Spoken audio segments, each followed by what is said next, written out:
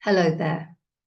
If you're thinking about finding a therapist to help you through some changes or some challenges in your life, you may be looking at different therapists and wondering, how can I tell who's right for me? How can I tell if this therapist is going to help me in the way that I need to be helped? How do I know that they're suitably qualified? So in this video, I'm going to run you through 10 points as kind of a checklist of things that you can consider when you're looking for a therapist. The very first thing is they should have some sort of presence, probably online. It should be a website rather than just a social media page somewhere. It should be their home online. I call my website my digital home. But they should have something where they have a lot of information about themselves, but also about you and how they can help you. It needs to be what they can do for you and a little bit about themselves. Some of that about themselves information needs to be both their qualifications and their training. Having qualifications is great, but therapists also need to do a lot of practical work, a lot of experiential work. Most therapists will have been through training where they've had to complete quite a number of hours of working with clients on a voluntary basis in different placements, as they're called, different organizations, often charities, different places, where they've gained experience of working with a type of client or a range of different types of clients. So you want to be looking for qualifications as well. You want to know that they've done, they've been to school or college or psychology school or whatever particular qualification that is, but also their training. And they need to have both. Ideally, they need to have both. The next thing I want to mention to you is called supervision. And you may not have heard of that in terms of a therapist before. Supervision, a supervisor, is somebody who is a highly qualified therapist who has gone on to train to oversee the work of other therapists, and counselors and coaches and mental health workers. So I'm a supervisor, for example. So once a month, a counsellor or a therapist will come to me and discuss their work with me, perhaps if they're feeling a bit stuck with a client, and I will help them to look at what's playing out in the session, what's happening, where are you stuck, so that they can then help their client.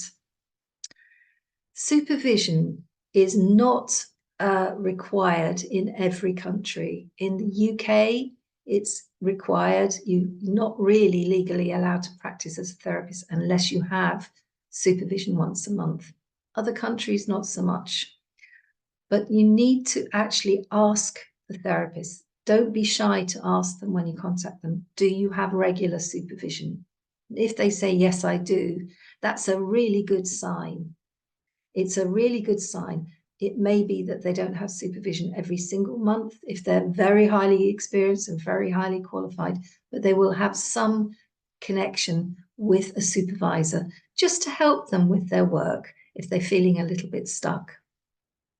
The next thing, the third thing on my list is, does this therapist specialize? Think about the issue that you want help with and see if they specialize in that issue. If you come across somebody and they say, oh, I help with this and that and that and that, and the anxiety and relationships and post-traumatic stress and bereavement and addiction and, a great long list of different things, it may be that they haven't reached a point in their therapeutic career, their career as a therapist, to decide what they really enjoy working with, the clients that they're best at helping with, and have decided to specialize in that. So it's kind of a little bit of a red flag if somebody's saying, oh, I do everything, I help everybody. If you think about it, if you had a bad leg and you had to choose between a specialist who helped with bad legs or a general doctor who helped with anything, you'd probably go with the bad leg person. It's the same with therapy. So think about the specific problem you have. If it's a relationship problem, go with somebody who specializes in relationships. If it's an anxiety problem, go with somebody who specializes in anxiety. If it's an addiction problem, go with somebody who specializes in addiction or eating disorders or bereavement or any particular issue that you have. Most therapists all sort of overlap and they might have 2 or 3 specialities. But in general, if somebody's saying that they can help you with everything, they help all the clients, perhaps they're not quite the person for you. So the 4th thing is, does this therapist have reviews? Now, the thing about therapy, as I'm sure you'll be pleased to hear, is it's confidential. So therapists don't always say to their clients, oh, could you go onto Google with your name and your email address and give me a review, please? Because the client might not feel comfortable about that, even if their therapy has come to an end. They may not want to do that. Some do. Some are quite happy to do that. Some are not.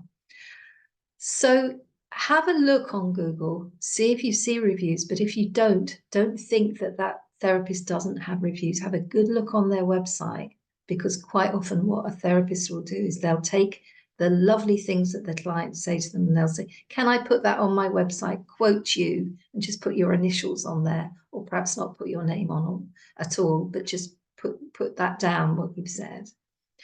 So do look for reviews. And again, don't be shy to ask the therapist if they have reviews, because they'd be very proud to tell you that they have those testimonials. It may be that you have friends who have seen a therapist and they could be the testimonial. They could recommend somebody to you. These days, so many people have counseling and therapy and coaching that it's so common that it's quite likely that you'll know somebody who might be able to refer you to somebody that they'll say, this person was great, they helped me a lot. Now, the next thing is an important thing. When you first contact a therapist, how do they respond to you? Do they say, oh yes, great, I'll book you in for Thursday at 4 o'clock?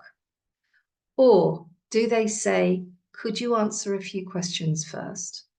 Do they have a form on their website where you fill it in and you answer just a few? It doesn't have to be a great detailed, lots of questions, but a few questions, so that they can then get in contact with you. They can look at the questions, look at what you've answered, and they can say, yes, I think that we would be a good match. Or, oh gosh, the things that you're saying indicate to me that perhaps I'm not the person to help you.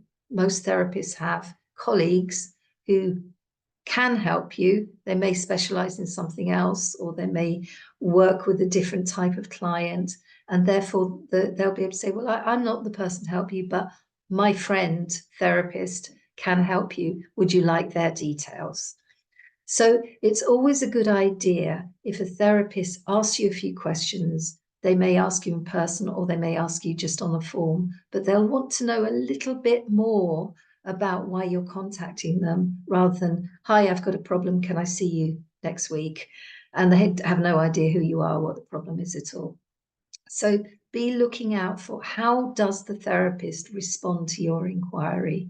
And if they respond to your inquiry by asking you to first fill out some questions and give them some answers, and maybe even some follow-up questions, that's a really good thing. Following on from that, most therapists will offer you a free consultation. It may be not a full hour, it may be 30 minutes, because they don't want to get involved in a whole session with you to start with, because it's not a session, it's just an opportunity for you to get to know each other. And so they may offer you a 30 minutes or 40 minutes, something like that, where you can actually have a chat with them. You can tell them about what's worrying you. They can kind of, as I said, ask you some questions. They can assess, am I the right person to help you? Are we connecting here? Do we feel comfortable with each other? Are we a good fit for each other? You can be thinking the same thing. They might give you a little bit of guidance in that free consultation that they offer you, but mainly it'll be about how could we work together, and are we a good fit, and are the challenges that you're bringing something that I can really help you with, or could I refer you to one of my colleagues? So that's very important that you offered that opportunity to have that free little bit of time, maybe 30 minutes to 40 minutes, perhaps less than that, maybe not enough time.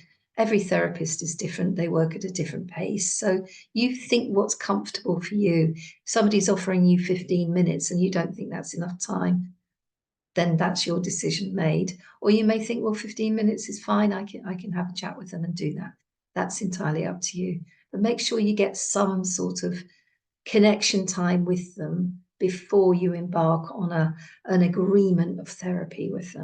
Now, the other thing I wanted to say to you is it's helpful to consider what else is that therapist doing in their work to help people and as part of their range of things that they do in their work.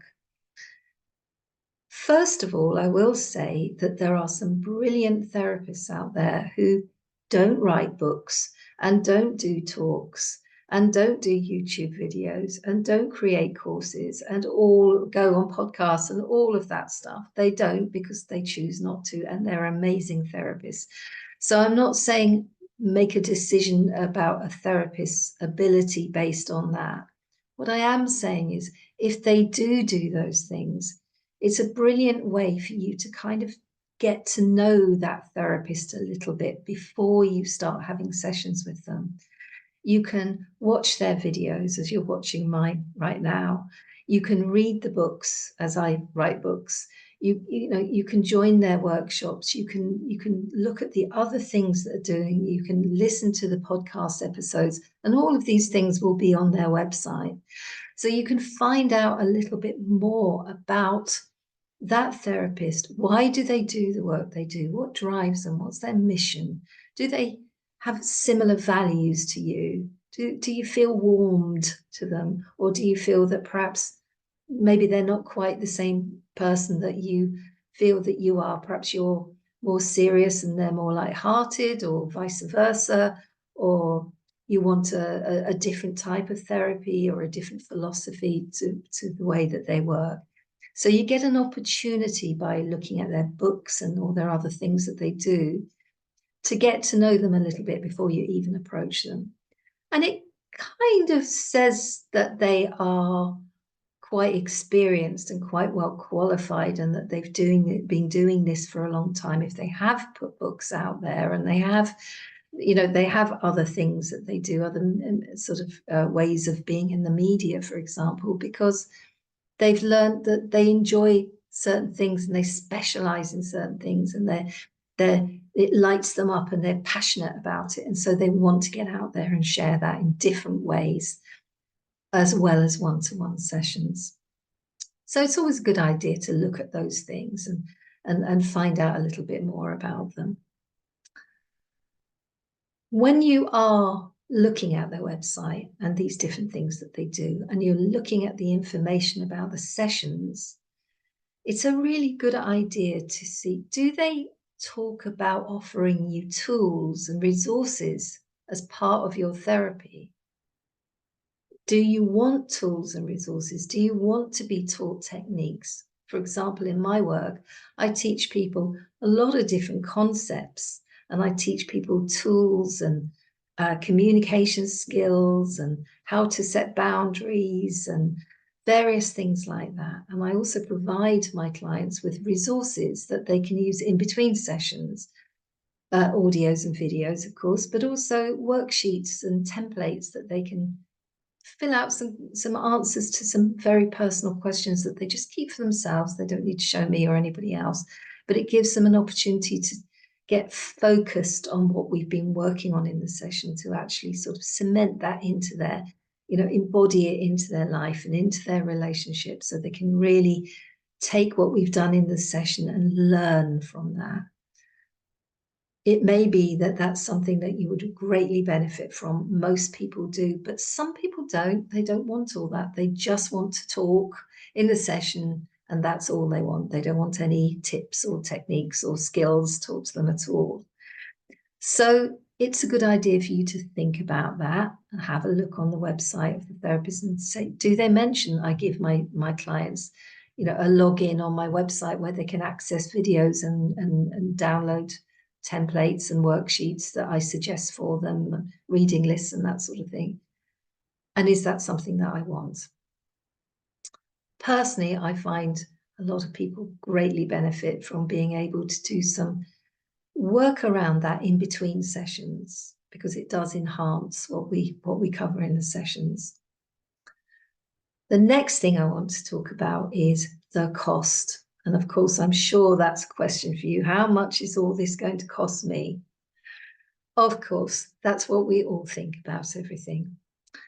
One thing I would say to you when you're considering paying a therapist is think about weighing up the costs.